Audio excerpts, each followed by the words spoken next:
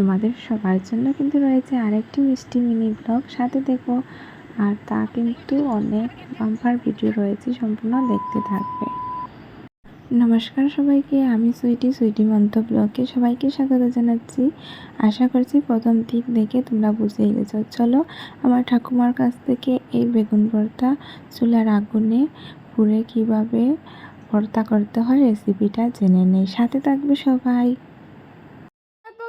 বাকল ফলাই দিমু না নি ওই চুলিয়া করে আলু লাগান ও সুন্দর চুলিব আর তারপরে তেল তেল ওই ওই তেল কাঁচামরিচ আদা এই পেঁয়াজ সবটা দিয়া সুন্দর করে মাখা বানাইতাম। আচ্ছা, তো আমার বয়স্ক ঠাকুমার কাছ থেকে এই বেগুন ভর্তার রেসিপিটা জেনে নিয়েছি।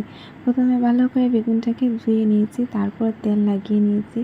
তারপর দেখতে পাচ্ছ চুলায় কীভাবে আগুন হয়েছে, সেই আগুনের মধ্যে দিয়ে দিলাম বেগুন দুটোটাকে।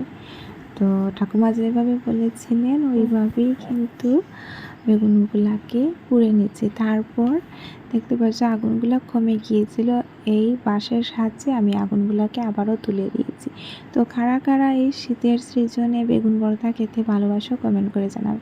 ধনিয়া পাতা ছিল না, নাগাটুলার পাতা ছিল, ওইগুলা কুচি করে কেটে নিয়েছিলাম। তারপর তো এখানে দিয়ে দিচ্ছি সরষের তেল, কাঁচা লঙ্কার কুচি, পেঁয়াজ কুচি, তারপর নাগাটুলার পাতার কুচি, তারপর মাপ মতো লবণ দিয়ে ভালো করে মেখে নিয়ে বেগুন ভর্তা রেডি হয়ে গেছে। কারা কারা খেতে ভালোবাসে